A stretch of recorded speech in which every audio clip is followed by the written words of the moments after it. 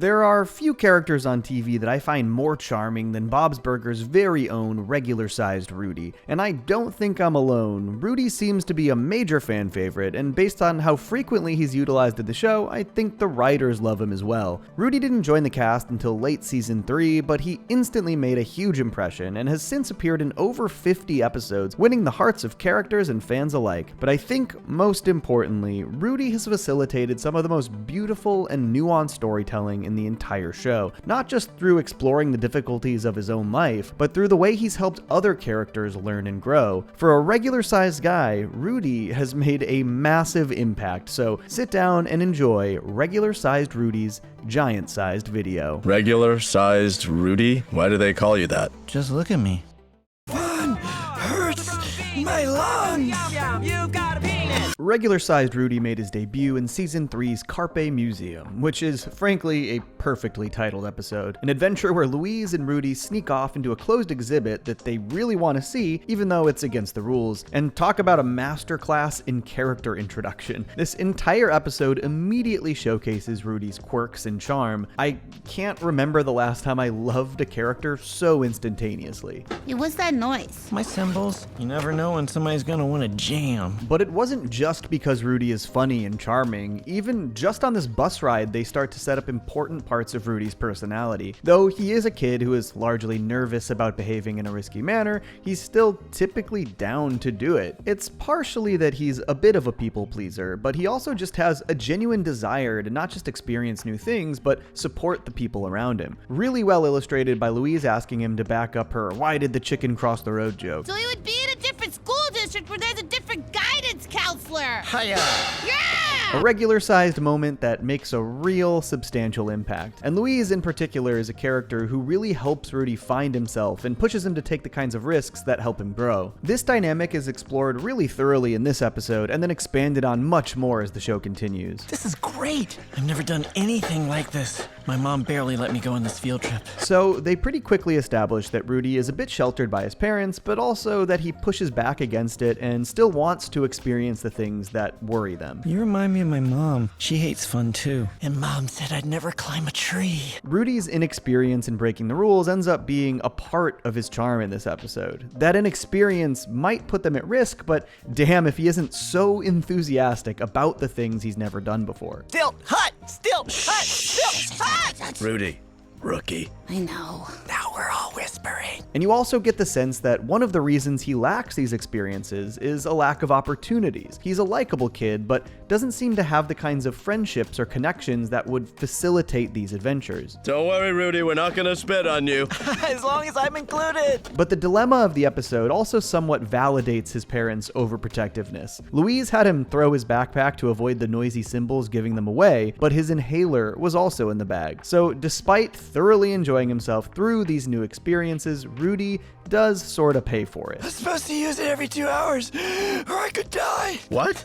But I'm sick of that thing. God, even while dying, Rudy is so funny. CPR. I know how to give CPR. No, thank you. Obviously, they get Rudy to his inhaler in time, he doesn't die, and even in this near-death moment, Rudy is hilarious and charming. Oh, I hate you, but I love air. So I guess we're stuck together. For many kids, this experience could have been wildly traumatic, and from the way Rudy acts and the way his parents seemingly overprotect him, it does seem like his struggles have set him back in the life experience department. But this episode feels like a huge catalyst for him in his life. He obviously had the desire to experience more things, but has always had his fears and his parents holding him back. With Louise guiding him, he lived in the moment.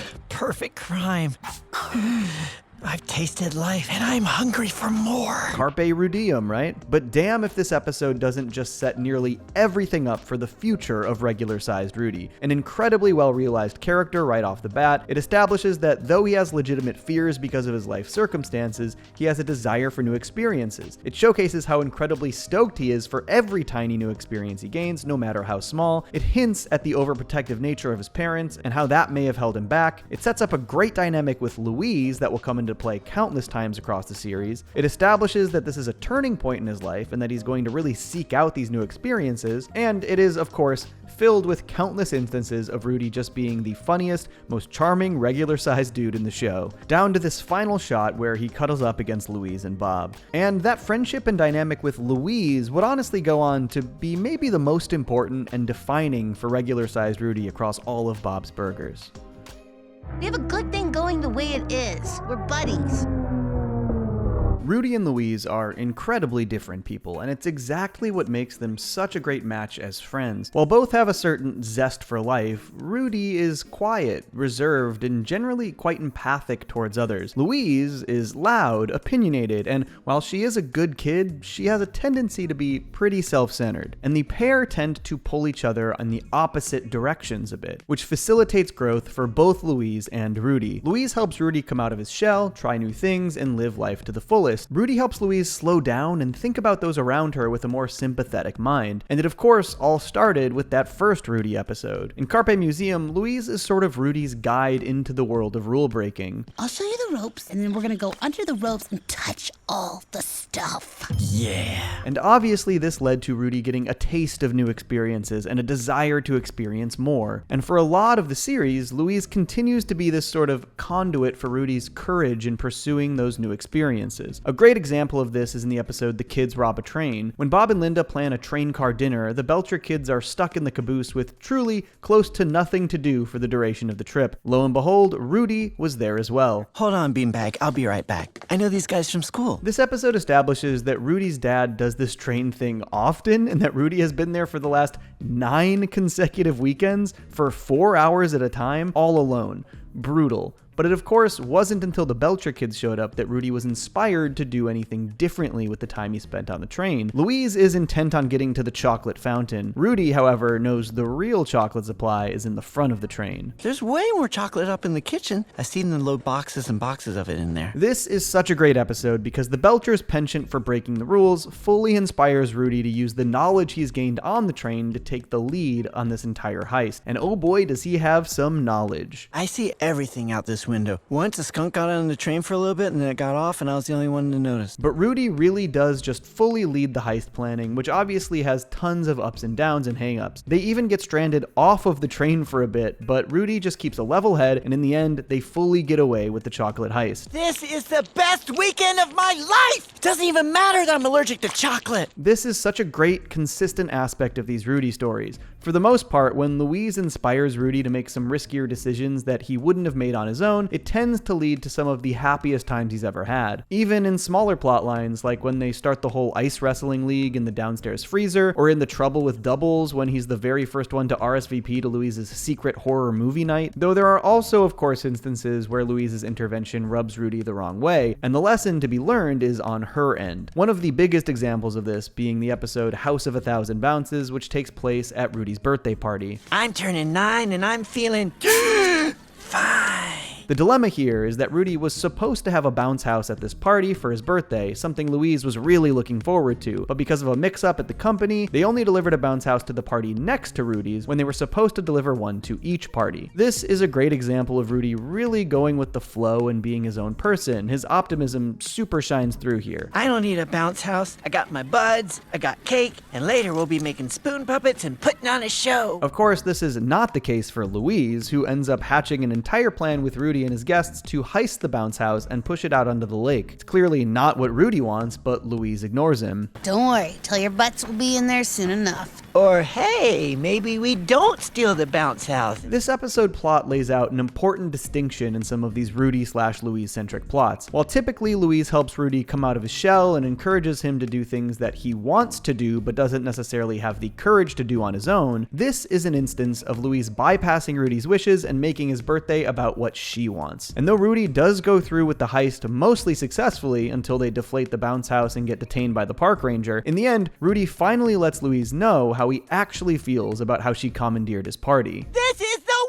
worst! I didn't want to steal that bounce house, but none of you would listen. All I wanted was a spoon puppet show. I wrote a script and everything. The whole Rudy-Louise dynamic really is great, because for any given story, either of them could be learning from the other one. And while the episode could have played out like the typical Rudy comes out of his shell more story, instead it taught Louise a valuable lesson about understanding her friend's desires and putting her own aside. And so while they're all detained in the Ranger's office, Louise facilitates a makeshift puppet show for Rudy. Thanks, Louise. This is the birthday I wanted. You're welcome, Rudy. These tend to be the two most important formulas for Rudy and Louise stories. Either Louise helps Rudy find new experiences, or Rudy helps Louise look a bit further outside of herself. There are other kinds of stories. Rudy is a really great friend, and he's often willing to show up to help Louise with just about anything. In Yerty Rotten Scoundrels, Louise desperately wants to find this missing cat to claim the reward, but has to work at the restaurant, so she recruits Rudy, Andy, and Ollie to find the cat for her. They end up capturing the wrong cat, and they all get super scratched up in the process, but Rudy dropped everything to help Louise with this, no issue, even though he was doing most of the work to then split the reward with her. The schemes that Louise ropes Rudy into do occasionally hurt him in one way or another. In As I Walk Through the Alley of the Shadow of Ramps, he lends her his ramps he built with his dad and comes through to the alley for a spur-of-the-moment bike hang event, all because Louise has this ongoing feud with a food truck. In fact, Louise uses Rudy in multiple ways in this episode. When the cops try to shut down the bike event, she tells them that Rudy is sick and that they're actually doing this as a benefit for him, unbeknownst to Rudy. I'm a normal kid. You're real normal. A normal Rudy. kid? Right, officers? That's right. Louise actually leaves the ramps outside, and they end up getting hauled away by a garbage man, which leads to a wild goose chase trying to track them back down. And it is nice that at the very least, when these things are Louise's fault, Rudy is sometimes willing to call her out about it. Well, I mean, you're the one who left the ramps out here. when Rudy, there's I threw you a benefit. There are other times where Rudy really comes through for Louise of his own volition, like in Better Off Sled. The kids are trying to use the sled hill at the park, but they can't because Logan and the older kids keep assaulting them with snowballs. Rudy calls in his older cousin who plays softball. Yeah, hi, I'm Mandy. Rudy cried until I said I'd come. This basically leads to an ongoing war. Mandy pelts the crap out of Logan and co. They recruit a basketball player who retaliates, but in the end, Rudy goes far out of his way and actually prevents Louise and the Belcher kids from being absolutely demolished by snowballs. And I saw you guys walking to the park with your sleds. I thought you were going to get killed, so I called Mandy. Rudy, just in general, is often thinking of others. He is a really empathic kid. This is illustrated a bit in the episode The Gene Mile, and interestingly, this is one that sort of fits both formulas for the typical Rudy/Louise story. In this one, the kids are forced to run the mile for PE, something that a handful of the kids obviously do not want to do. And I mean, to be fair, Rudy has a pretty good excuse for this. Well, listen, I can't run a mile. If I run a mile, I will die! It also happens to fall on free scoop day at the ice cream shop, so they hatch a plan to secretly ditch the mile, use their bikes to get a free scoop, and then return on their bikes in time to make it look like they were running the mile the entire time. Unfortunately, Gene is almost immediately caught and has to run the mile, while the rest of the gang gets away. Louise and the rest of the kids sort of half-heartedly dedicate their ice cream adventure to Gene, seemingly to make themselves feel better about bailing on him, but Rudy rightfully calls this out. For Jane. I feel like we're not doing it for Gene, but We're if doing it for Jane. Louise later decides that Rudy was right, and they pool the remainder of their free scoops to rush to get back to Gene since he missed out. So you can see how this is a sort of combo formula. It is fully a Louise inspires Rudy to go on an adventure episode, but also, partially due to Rudy's perspective, it's an episode where Louise learns to think about others before herself. Louise's self-centered tendencies definitely come into play a lot in Bob's Burgers, and there are a few instances where Rudy gets the short end of the stick. In Mission Impossible, Louise is trying to complete her Borobu card collection. She's missing 3 cards, and rather than get them fairly, she makes fake cards and intends on trading them to Andy, Ollie, and Rudy in exchange for the ones she's missing. why do these smell like gasoline? Oh, that's a new thing. Oh, interesting. Yeah. Louise is also so impatient in making this trade that she pressures the kids into doing it during their study hall instead of after school, and all of their cards are confiscated. This is an example of Rudy getting roped into something that he is not interested in the slightest. This is what they mean by peer pressure. This is everything they've warned me about in that after-school special, Peers of a Clown. But obviously Rudy feels obligated to do it because otherwise he'll never get his Borobu cards back, something that is very largely Louise's fault. This isn't necessarily an episode where Rudy teaches Louise to be less selfish directly, but she does get to that conclusion herself, and it's directed towards Rudy specifically. I guess I probably should have known. The smell made me sick, and I think it had a minion on it. The episode The Hawkening, Look Who's Hawking Now is another where Louise gets very hyper-focused on something something that she is interested in and ignores Rudy in the process. Louise and Bob are hosting a screening of a Hawk and Chick movie at the restaurant, but people are way more interested in Rudy getting his cast off than the movie screening. Rudy is generally very cool about this. I don't need a party. I've had more attention with this than when my backpack caught on fire at Olive Garden. But Louise is also largely not interested in Rudy's injury, which is pretty rude for a friend that is so close to him.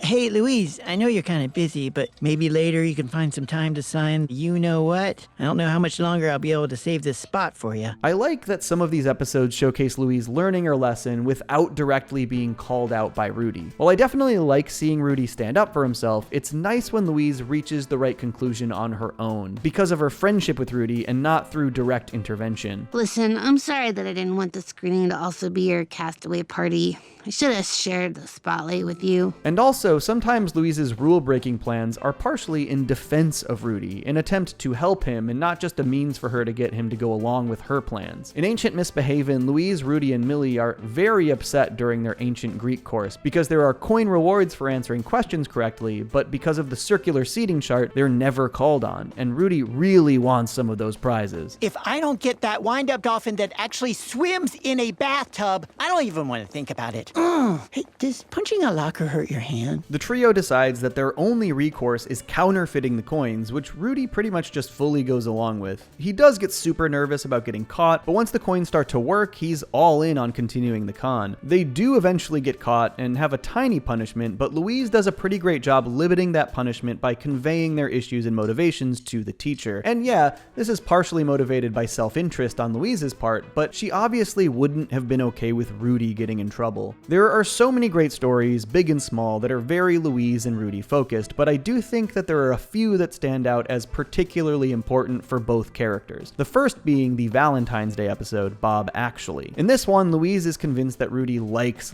her and is going to give her a Valentine's Day gift later that day. And to be fair, the clues did point that way. Love can really make people do some wacky things, huh? Hey, are you gonna be at lunch today? I really love the way this episode plays out, because Louise sort of catches this early and pointedly does not want Rudy to be into her. She even goes out of her way to try and make herself seem really gross so that he changes his mind. Lots of booger talk, but ultimately, she was mistaken. Louise, I wanted to ask you to give this love weed and this card to Chloe Barbash for me in science. And the great twist of this episode is that the moment Louise realizes that Rudy isn't into her, she actually feels a little rejected and gets a little jealous. And I think through trying to facilitate this Valentine pass-off to Chloe and seeing Chloe's indifference towards Rudy, Louise really starts to realize how great Rudy is. He's regular sized, and that kid has more heart in his regular sized body than anyone else in the school, and She actually gets angry on behalf of Rudy because she really cares about him and recognizes what he has to offer. And though she is a bit abrasive in how she tries to convey her Rudy defense to Rudy himself, it all leads to this. I guess I was silly to think I could get a kiss on Valentine's. Whoa. Obviously, a huge development in their whole friendship, and one that hasn't really been explored since, at least not directly. But I do think that outside of her siblings, Rudy is probably the closest friend that Louise has. Though she makes mistakes in the way she treats him sometimes, she typically really cares what he thinks and cherishes their friendship. When she wrongs him, she makes up for it in her own way. And no episode illustrates this better than Bridge Over Troubled Rudy. When Rudy is getting ready to go to his mom's house for an extended stay, Louise notices this cool explodable bridge that Rudy has. She desperately wants to explode it, but Rudy tells her he has to wait until after he stays at his mom's to do it. Are you trying to make me want this more? It's not always about what you want, okay, Louise? Rudy is super stressed about packing and going to his mom's place, and Louise is very focused on the bridge. It's a very Louise-like dilemma, and she isn't really thinking about Rudy's needs here. And she instead says probably the most directly mean thing to Rudy that she has ever said. I gotta say, right now, you're being a bit of a weenie.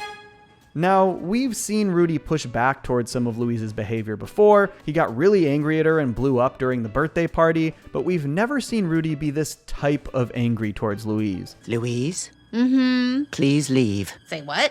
I think you should go. for a lot of reasons. Rudy is generally so go with the flow, even when he doesn't like how a situation is going down. He tends to tough it out, but this time he directly asks Louise to leave. He doesn't even want to be in her presence. And this is fully understandable. He is wildly stressed about packing for his mom's, Louise is fixated on this dumb bridge, and being directly rude to Rudy in the process. And luckily, this kind of response from Rudy did go a long way to help Louise see her mistake, though she of course went about trying to fix it in a very indirect, Louise-y way. She doesn't really want to apologize, so instead she hatches a whole plan to bring Rudy's cool bridge to his mom's house so he can explode it as her sort of roundabout apology. I just feel like I have to do this because of what forget it. I really love this story because Louise in particular is a character who struggles to really be in touch with and understand her own emotions. When she gets upset, she lets those emotions control her. So it makes sense that she would have a really hard time coming to terms with the idea that she made a mistake and has to verbally apologize for hurting her friend. So she does what she does best.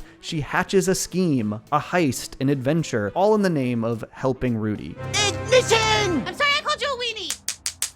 This is just a really well-written episode on a character level. It utilizes those formulas we've talked about, but also explores Louise a bit more deeply through her connection with Rudy and helps her understand more about herself. And I'm sorry I didn't just say sorry right away. I'm not great at that, maybe. And I'm glad we're friends. There's actually one last episode that I think, at least up to this point, is the culmination of Rudy and Louise's friendship, and it just so happens to be maybe the best Rudy episode ever made. However, that episode is so good that it deserves its own section later in the video. So before we get to that, I want to backtrack a tiny bit and talk about someone we've only briefly mentioned, but who is also super important to Rudy, even if she doesn't feel the same way. Now we begin Operation Kiss Chloe Barbash. Obviously, we talked about the events of the Valentine's Day episode, Bob Actually, in relation to Rudy and Louise, but the other major part of that one is that it was the beginning of the Rudy x Chloe Barbash saga. Rudy is fully obsessed with Chloe Barbash, as laid out clearly in Bob Actually. She's the most beautiful girl in the world. She smells like someone's baking a cake in her hair. Rudy is so infatuated with Chloe that he, perhaps a bit optimistically, decides that he wants her to be his first ever kiss, and he thinks that infatuation is mutual because she sort of flirts and leads him on through notes passed in class, when in reality, she's just doing that to get answers to tests. She's actually really rude about him outside of these manipulative tactics. Rudy's like the slowest runner in our grade. He's the slowest runner in the world. Everybody knows that. He shouldn't be running at all. Louise lays out pretty clearly that Chloe doesn't really like Rudy, which of course super bums him out. And based on how this episode went down, it feels like it should have been the end of the Rudy x Chloe Barbash saga. And I think Louise felt similarly. In the episode Mom's Lies and Videotapes, she tells a Western-inspired story, and in that story, Rudy and Chloe are full-on rivals, which indicates pretty clearly how Louise feels about the pair. But sadly, Rudy's infatuation with Chloe did not end there. He still simps for her almost any chance he gets, like when he broke his arm. How you doing, Rudy? Oh, hey, Chloe. Yeah, I'm doing okay. I mean, I'm trying to get better, like you wrote on my cast. Ah, poor Rudes. This is basically the most physical contact he gets with Chloe, since he obviously didn't get that kiss back in Bob Actually. And he's not shy about how much he likes these pity head rubs either. I really like the head rubbing. In the episode Copa Bobbana, when the Belcher kids turn this old gross metal bath into a quote-unquote pool, Rudy instantly thinks of Chloe. You know who has a great pool? Chloe Barbash. In fact, he goes so far as to invite Chloe to the Belchers' dinky pool, and from how he describes it, it was not a particularly graceful or suave invite. I know Chloe loves pools, so when I saw her in the hallway at school and she ignored me, I ran after her and told her you were getting one. Not only was this a pretty embarrassing thing to admit for Rudy, but it was just a foolish plan for many reasons. For one, the pool is tiny. Two, they were supposed to keep the entire event low-key. Louise understandably gets very upset about this. And lastly, if Chloe has an actual pool, of course she wouldn't be impressed by the Belchers' basement tub. Rudy just really overextends himself for Chloe far too often. Okay, bye, Chloe.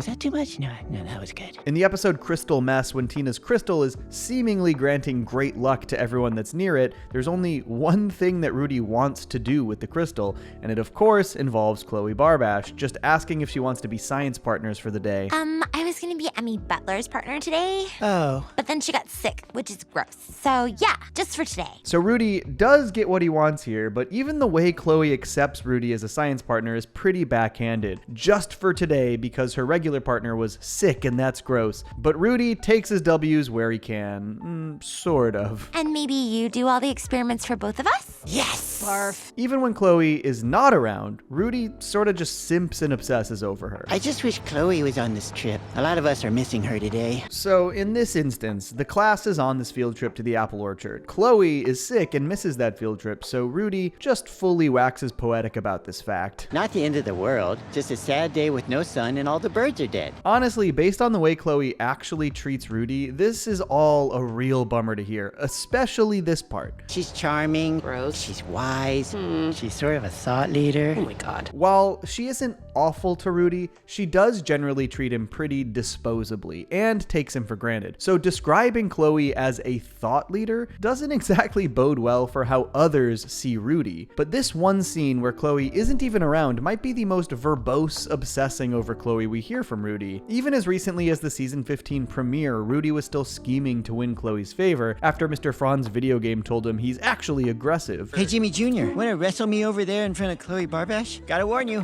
I'm aggressive. I am of two minds in regards to Rudy's whole Chloe Barb obsession. On one hand, it's never really fun to see such a lovable character sort of dive into the same pitfall over and over again. Rudy deserves better than Chloe Barbash, and he still thinks she's the bee's knees and will bend over backwards for her, despite the fact that she likely will never give him the time of day. On the other hand, Rudy's relentless optimism that eventually Chloe might see him differently, and his persistent efforts to make her see him differently, are a huge part of what makes Rudy Rudy. Even in the face of the steepest uphill climb imaginable, he fights on and is even hopeful and positive that he'll make it to the top of that hill. It's a great example of how something that's incredibly frustrating to watch can actually be a great indicator of a character's positive qualities, just below the surface level cringe. And despite the fact that Rudy's still got these slightly pathetic tendencies, as the show goes on, Rudy grows and proves over and over that his genuine nature can be pretty damn cool.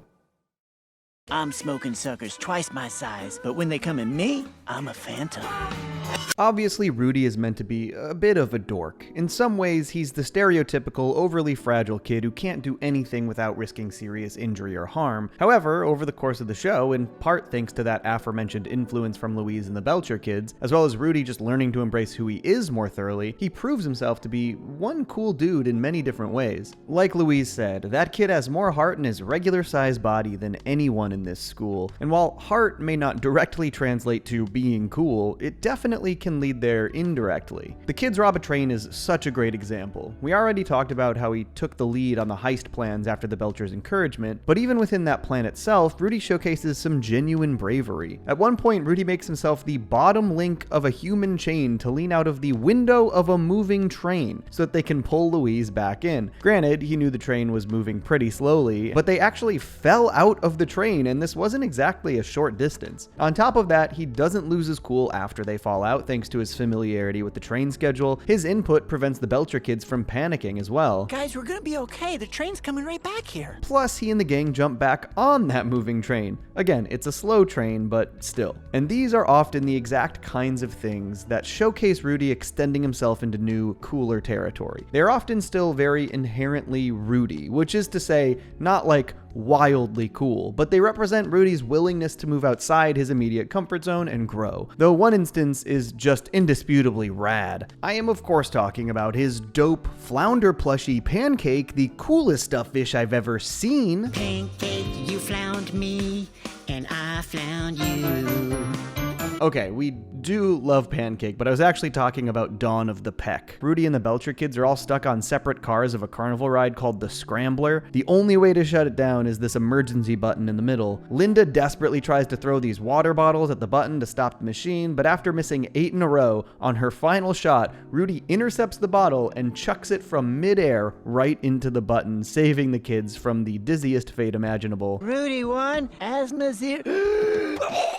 Honestly, it might be the coolest physical feat the kid has ever pulled off, but some of my favorite cool Rudy moments have more to do with his moral fortitude, and this is tested significantly in the episode Midday Run. And this is a really well-written Rudy story, forcing him to stand up to someone he looks up to. It establishes early that Tina takes her position in the hall monitor program very seriously, even chastising Rudy for the smallest infractions that were intended to be nice and helpful, like signing her in early. See, that's why you're gonna be a hall manatee and I'm stuck at hall minnow. Well, I'm also a hall minnow because I'm bad at networking. But more importantly, it establishes how Rudy looks up to Tina as a hall monitor and how much he respects how seriously she takes her job. Tina, can I just say it? You inspire me. And this all makes it so much more effective when Rudy actually has to stand up to Tina for screwing up. When tasked with taking Zeke to the principal's office, she lets her guard down and Zeke escapes, but she lies and tells Mr. Frond that she did complete her job. I can't believe it. My hero's gone dirty. Stand down, feelings. Stand down. Time for Rudy to clean up this mess. I really love this premise. It's a great Rudy dilemma. It pits his strong moral fortitude against his own desire to be more accepted by people that he looks up to, and it forces him to make a really difficult decision. She never took him. She never took him. I think that these are the best kinds of cool Rudy stories. They don't make him uncharacteristically cool, they instead use his personality in new ways to facilitate a sense of confidence or bravura. Y Tu Gaga Tambien is one of the best examples of this, when the entire school becomes obsessed with a game called Gaga Ball. Thanks to his smaller stature, Rudy ends up being the best Gaga player in the entire school. An exciting change for him given his general lack of athletic prowess. And this episode does a great job setting up that lack of athletic prowess too, showing a quick montage where he tries to play basketball with Zeke. This sets up a great role reversal in the episode where Rudy finds himself excelling at Gaga Ball where Zeke really struggles. I guess this is maybe the closest the show ever gets to showing Rudy be uncharacteristically cool, but I think it tracks for his character. It feels like how Rudy would act if he found himself to be this indisputably great at something popular. And there is still a bit of dorkiness to his confidence here. You know what's really cool? Winning. And right now, nobody does that quite like the Rootster. This is just a really fun Rudy episode. Seeing him excel and get to revel in his own success is a bit of a change, but he always feels like he's doing that in a regular-sized way, so to speak. And the entire role reversal dynamic in this episode is very funny. Though, not sure anything is quite as funny as Ramp Jumpin' Rudy from As I Walk Through the Alley of the Shadow of Ramps. What I love about this one is that Rudy fully believes that he is doing something super dangerous and badass, and so we get this just genuinely stoked, confident version of Rudy, even though what he's doing is, well... Here goes everything! They should serve a meal on that flight. God, that confidence is just so funny throughout this episode, but Rudy's genuine but comical confidence isn't the only thing that makes him kinda cool, in my book at least. He's also just a genuinely thoughtful kid. We talked a lot about this in the Louise section, but he isn't just thoughtful and empathic towards others, he's also always very positive and tries to find the good in just about anyone and anything, even when Louise is going on about eating boogers to make herself seem grosser. The whites of your eyes are bright, your fingernails are strong and healthy. Maybe there's something to this eating boogers thing. I mean, hey, whatever you're doing, keep it up, sister. Even just in smaller moments, Rudy is shown to be thinking of others, like when Linda was hanging around the school doing her sleuthing. Everything okay? You look kind of down. Or in episodes we've already talked about, like in the Gene Mile, when he was the first to really think about Gene's POV when he missed out on the free scoops and had to run the mile. He's a thoughtful kid. Even just the way he sees the world feels particularly nuanced, like in Stand By Gene. If nature can make all the different colors of autumn leaves, why not a two-butted goat? I think this kind of perspective from Rudy doesn't only highlight his worldview, but his creativity as well. And Rudy is a pretty darn creative kid, another thing that makes him cool in my book. He plays percussion and drums and even joins Gene's band. In Fingers Loose, he's one of the students who showcases a finger dance routine for the other kids. Heck, he even wrote that entire script for the Spoon Puppet Theater he wanted to perform on his birthday. And honestly, the details of the script he wrote are very creative. We opened on a tenement in Baltimore in 19 1981. Last time I saw you, you were prom queen. Oh, yeah? Well, now I'm a hooker. He even uses his academic skills creatively as a think-gineer, impressing Louise with their catapult design, which they even scale up into a larger version. I particularly like this one because it feels like that perfect intersection of geeky and cool that fits Rudy to a T. And maybe one of the most underrated aspects of Rudy's charm and creativity is his obsession with magic. We get a bit of insight into his interest in magic throughout the series, and we even see in some instances he super impresses his classmates with it. Well, I think the quarter was in your armpit all along. Magic. Wait, how do you do that? And later in the show, we get a lot more insight into where Rudy's penchant for magic stems from, and as it turns out, it has a lot to do with his parents. Come with you where? Anywhere but here is good.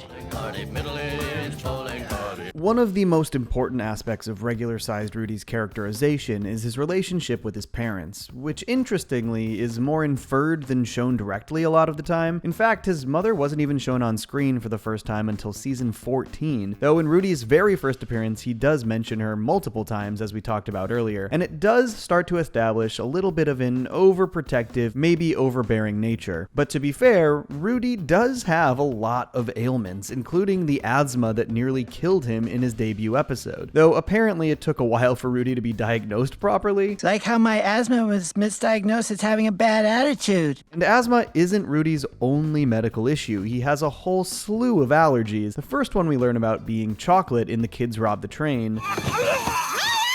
Just kidding.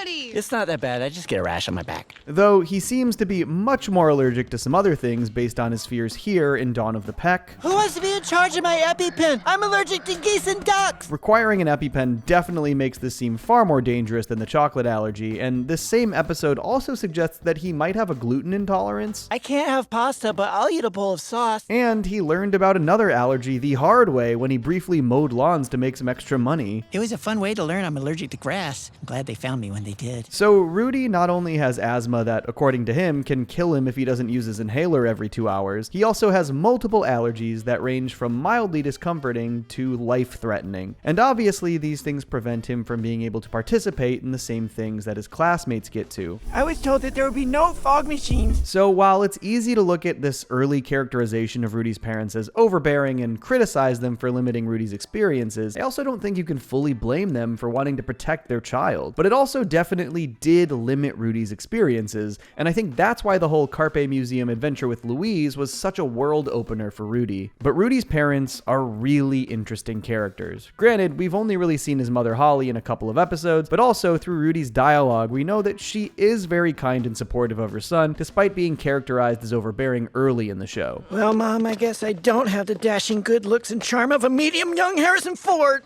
But Rudy's father, Sylvester, is showcased in a handful of episodes, and we learn a lot about his tendencies and how they affect Rudy's life. Probably the most important context needed here is that Rudy's parents are divorced. I think one of the most impressive things about this show is that though it very rarely leans on this fact for drama, it heavily utilizes it when informing Rudy and his experiences. Hey, Regular Sized Rudy. I didn't know you were a scrambling man. I'm not usually, but since my parents are divorced, I gotta have 2 dinners, so I'm trying to make myself throw up breakfast. We first meet Sylvester in The Kids Rob a Train, and remember how Rudy was stuck in that caboose 9 weekends in a row? That's because of his dad's wildly tumultuous dating life, which is a pretty funny through line in the show. This date in particular got off on the exact wrong foot. So, you look nothing like your profile picture, and you have a son? But somehow, Sylvester salvaged it by the end, fully winning her over. Look, I'm a middle-aged man who's just trying to get back out there, and Mandy, I really like you.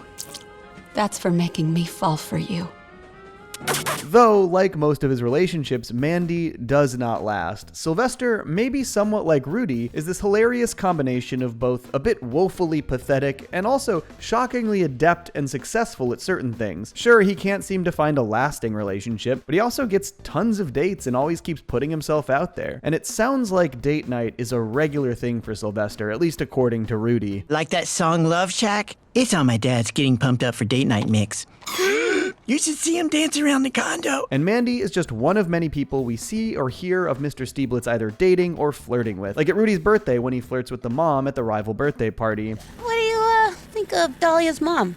Oh, I'd let that dump me. This one doesn't go particularly well. He doesn't even manage to get her phone number, but we see over and over again that he does manage to keep himself in the dating pool, often learned through Rudy's over-sherry dialogue. Me and my dad were driving to get some earrings for his friend Nancy, even though they're not sure where their relationship is going. We're going to pick up my dad's internet friend at the airport. Not to mention the short-lived relationship with Vicky, who even joined in on the family dinners that Rudy continues to have with his dad and mom even after their divorce, an event we will talk about a lot more later. But Rudy primarily lives with his dad, and so a ton of his life is spent sort of navigating his father's dating and single life. It was either this or helping my dad fill up his waterbed. Sylvester definitely has a lot of similar tendencies as Rudy. Like I said before, they both sort of walk that dorky but still cool in their own genuine way line, a way that seems to win people over. Like Rudy, Sylvester is very go with the flow. He doesn't look to escalate situations and plays the cards he's dealt. The Rudy's birthday bounce house mix-up illustrates this very well. My dad's on the phone really giving it to him right now. Mm-hmm. No, I understand. Totally. And like any parental relationship, there is occasionally friction between Rudy and his pops. Always something fun happening at Dad's, huh? Right, son? Ow! Right, son? Ow! Don't do that. We don't do that. Yeah, sorry. But there are also so many examples of how Rudy's dad really tries to support his son. He helped Rudy build all of his bike ramps and drove them all to the alley for him. And when the ramps were taken, Rudy didn't even question whether or not they'd be able to make more together. My dad and I will build more ramps. From the ashes rise ramps. More ramps. At one point, Rudy mentions a poem he wrote that is, quote, about kickball, but it's not really about kickball. My dad cried when he read it? I think it's pretty sweet that Sylvester feels so strongly about Rudy's creative endeavors, and that his reaction clearly meant a lot to Rudy, so much so that he repeated it anecdotally. I think one of the episodes that does a great job highlighting how Rudy and his father are alike is The Big Stiblitsky, which takes place at Sylvester's bowling birthday party. In this one, Rudy is worried about his father having to be around his mom's new boyfriend, Paul, and he's especially concerned that Paul will beat Sylvester at bowling, so they hatch a whole scheme to try and help Sylvester cheat to embarrass Paul. But as it turns out, Sylvester wasn't really thinking of himself on his birthday here. You're not doing it again, are you? Doing what? Letting someone win. I've been watching you. You haven't been doing that spinny thing with your wrist you usually do. Like Rudy, Sylvester was thinking of those around him. He actually didn't want to embarrass Paul. He didn't want to get into some kind of cliche pissing contest over an ex. And not only is this very mature, but it's a great message to send to his young son. It's just not me. Plus, he's not my competition, you know? He's part of your mom's life now, and your life. Man, I just really love this scene, and the way this relationship is portrayed, not just Rudy and his father, but their entire family. It is such a great example of parents navigating divorce in a healthy way and doing their best to put their son first. And this episode ultimately helps Rudy learn that maybe his anger towards Paul wasn't really for his dad, but for himself. And that is also something so commendable about the way this show portrays these kinds of nuances, that despite this family doing just about everything they can to properly navigate these circumstances, that doesn't mean it's always going to be easy for Rudy, even when trying to help him the best they can through the process. But we know that Rudy has still struggled with the realities of the divorce and the questions about his parents' divorce. A friend of mine is asthmatic and his parents are divorced. He's wondering if maybe it's the asthma's fault. And, in fact, once again, the episode that really explores this fact is one of the best the show has ever produced, and I think it is now finally time to dive into The Amazing Rudy. So glad we do these dinners. Me, you, and your mom. I know I forecasted this a ton over the course of this video, but there is one episode that I truly believe just fully encapsulates everything we've been talking about in regards to Regular Sized Rudy. Season 14's tearjerker, The Amazing Rudy. An episode that got a ton of buzz when it came out. And I really do think that this is the quintessential Rudy episode. So many of the things we've talked about over this video analysis are fully explored in this one. It unpacks Rudy's relationship with his parents amid their divorce. It explores his passion for magic and his desires for companionship. It tests the limits of his go-with-the-flow attitude and his desire to please everyone. And maybe most satisfyingly, it shows just how far Rudy and Louise's friendship has come. The Amazing Rudy immediately starts with an entirely different tone. There's this soft, melancholic piano score, and I think it's probably purposeful that it starts with these two birds in one nest and then follows one as it leaves that nest, symbolically setting up that this is a story about the struggles of a divided family. This is the only episode that has ever strictly followed Rudy's point of view, never leaving his perspective, only showcasing the Belcher kids as supporting characters, which is fitting given that their role in this thematically is support. The episode starts with Rudy stressing, awake in bed on a Saturday morning, dreading something that is coming that evening. We eventually learn that the stress is over the family dinner that Rudy and his parents have maintained despite the divorce. But this time, his mom's boyfriend Paul and his dad's girlfriend Vicky will also be at the dinner. And as Rudy eats his breakfast, you can tell that his dad is stressed as well. 'Cause it's gonna be so fun. For sure. You jazzed? Very jazzed. This once again feels like Rudy trying to remain strong and go with the flow for the sake of his dad. We know Rudy is stressed about the dinner as well, but Rudy is always taking into account the emotions of those around him. He doesn't want to put extra stress on his already stressed out father, and so he pretends like everything is fine. Later in the episode, we see this great but heartbreaking montage flashback of 3 separate family dinners. One when Rudy is smaller and his parents are holding hands, another where he's a bit older and they're sitting a little further apart, and the last one where his parents are sitting on entirely opposite ends of the table, presumably post-divorce. But in all of these eras of their family's life, Rudy does magic at the table for his parents, and every time, no matter what state their family is in, it brings them together. This is why he sought a new magic trick for the night of this dinner. Just, a magic trick that brings all of humanity together, even in the most awkward of fine dining experiences. Because now, things are different once again with 2 new people joining that dinner table. And so for Rudy, this magic trick is a key ingredient. It isn't just a trick. In his mind, it is the metaphorical glue that holds this family together. And even though his father was mostly just trying to be supportive of Rudy's magic, he kind of also helped perpetuate this belief.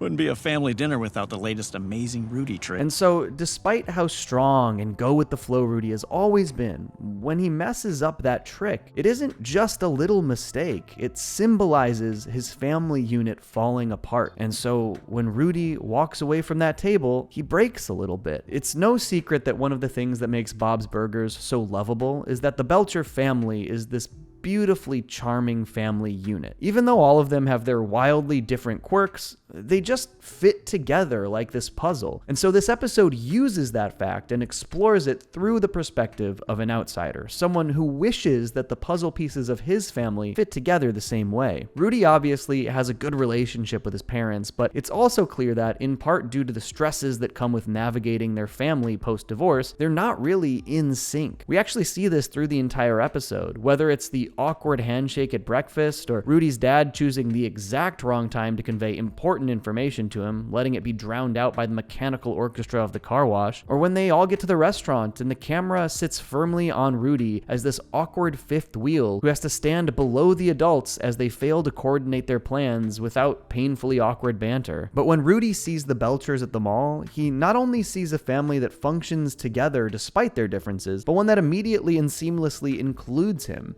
You're here, you're a part of this now. And so after Rudy bails on the dinner, feeling overwhelmed by the weight of what that dinner means resting on his shoulders, as though it's up to him to make his new family unit click, as though he has blown his one opportunity, he wanders over to that puzzle piece family. And even just in his brief time with the Belchers and Jean's disgusting lasagna, it's made really clear how in sync that family is. Mom, who's the wind beneath my noodles and the boss of all my sauce.